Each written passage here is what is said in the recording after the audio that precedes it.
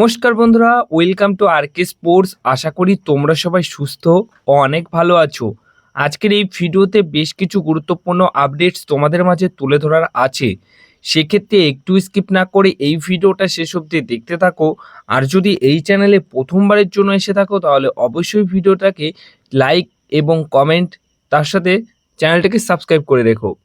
প্রথমেই যে খবরটা শেয়ার করব, গতকাল থেকে কিন্তু ওসিআই প্লেয়ার বা পিআইও প্লেয়ার এই খেলোয়াড়দের নিয়ে বেশ আলোচনা শুরু হয়েছে ইন্ডিয়ান ফুটবলে।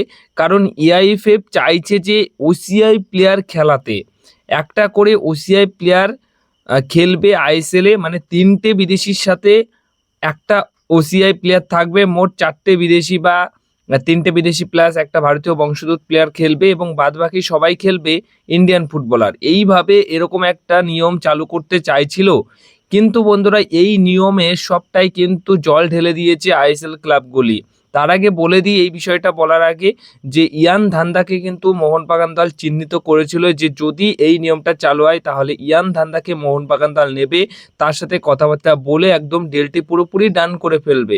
কিন্তু তোমাদেরকে একটা দুঃখের খবর জানিয়ে রাখি যে এই ডিলটি ডান হচ্ছে না। ইয়ান ধান্দা মোহনবাগান দলে আসছে না। তার একটাই কারণ, মোহনবাগান দল ওসিআই ফুটবলার নিতে চাইলেও মোহনবাগান দল এই সিজনে নিতে পারবে না। মোহনবাগান দলই নয়, কোনো আইএসএল দল কিন্তু এই বছর ওসিআই প্লেয়ার পিআইও প্লেয়ার নিতে পারবে না। আইএসএল এবং ইন্ডিয়ান ফুটবল লিগে যে নিয়মটা লাগু করতে চাইছিল এআইএফএফ, যে ওসিআই প্লেয়ার বা পিআইও প্লেয়ার খেলানো বাধ্যতামূলক, সেই নিয়মটা কিন্তু লাগু হচ্ছে না। গতকাল এটা নিয়ে একটা মিটিং হয়েছে এবং সেই মিটিংয়ে কিন্তু ক্লাবগুলির মধ্যে শুধুমাত্র মোহনবাগান এবং ইস্টবেঙ্গল এফসি দল এই নিয়মটা লাগু করার ক্ষেত্রে রাজি ছিলেন, কিন্তু এই নিয়মটার ক্ষেত্রে লাগু না করার ক্ষেত্রে মোটামুটি অরাজি ছিলেন বেশ কয়েকটি আইএসএল ক্লাব। মানে দুটো ক্লাব বাদ দিয়ে সবকটা ক্লাবই কিন্তু এই নিয়মটা লাগু করতে চাইছে না। এই নিয়মটা লাগু করার ক্ষেত্রে বিরোধিতা করেছে, যার ফলে এই পুরো মিটিংটা শেষ হওয়ার পর মোটামুটি এআইএফএফকে জানিয়ে দেওয়া হয়েছে যে ওসিআই প্লেয়ার বা পিআইও প্লেয়ার যেটা নিয়ম লাগু করতে চাইছেন আপনারা, সেই নিয়মটা লাগু করার জন্য অনুমতি দিতে পারছেন না বা এটার বিরোধিতা করেছে। তাই সেই অনুযায়ী তোমাদের গতকাল থেকে যে ওসিআই প্লেয়ার বা পিআইও প্লেয়ারকে নিয়ে যে আলোচনা চলছিল যে আইএসএল ইন্ডিয়ান ফুটবল লিগে তারা খেলতে পারে, সেটা একদমই মোটামুটি পুরোপুরি ভেস্তে গেছে, জল ঢেলে দিয়েছে সেই প্ল্যানের মধ্যে।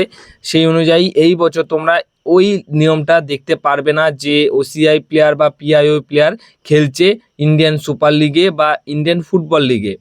এটা করার একটা ভালো প্রপোজাল নিয়ে রেখেছিল এআইএফএফ, কিন্তু সেই প্রপোজাল অ্যাকসেপ্ট করেনি ইস্টবেঙ্গল বা মোহনবাগান বাদ দিয়ে অন্যান্য দলগুলো, যার ফলে এই নিয়মটা কিন্তু চালু হচ্ছে না। তো সেই অনুযায়ী অনেকের অনেক পছন্দের ভারতীয় বংশোদ্ভূত ফুটবলার ছিলেন যারা মোহনবাগান বেঙ্গল সহ আরও অন্যান্য ক্লাবে খেলতে আসতে পারতো, কিন্তু সেই সমস্ত প্লেয়াররা আর খেলতে আসতে পারছে না ইন্ডিয়ান ফুটবল লিগ বা আইএসএলে।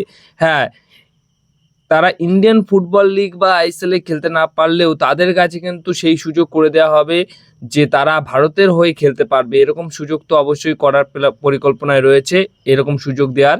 দেখা যাক শেষ অবধি কী হয়, কিন্তু অন্তত এই বছরে তোমরা এই নিয়মটা লাগু হতে দেখতে পারবে না। হয়তো পরবর্তী সময় নিয়মটা লাগু হয়েই যাবে, কারণ প্রপোজাল যেহেতু চিন্তাভাবনা এসছে, অবশ্যই সেই প্রপোজাল অ্যাকসেপ্ট করেও নেবে পরবর্তী সময় এবং পরিকল্পনা মাফিক এই নিয়মটা লাগু হয়ে যাবে, কিন্তু এই সিজনে সেটা তোমরা দেখতে পারবে না।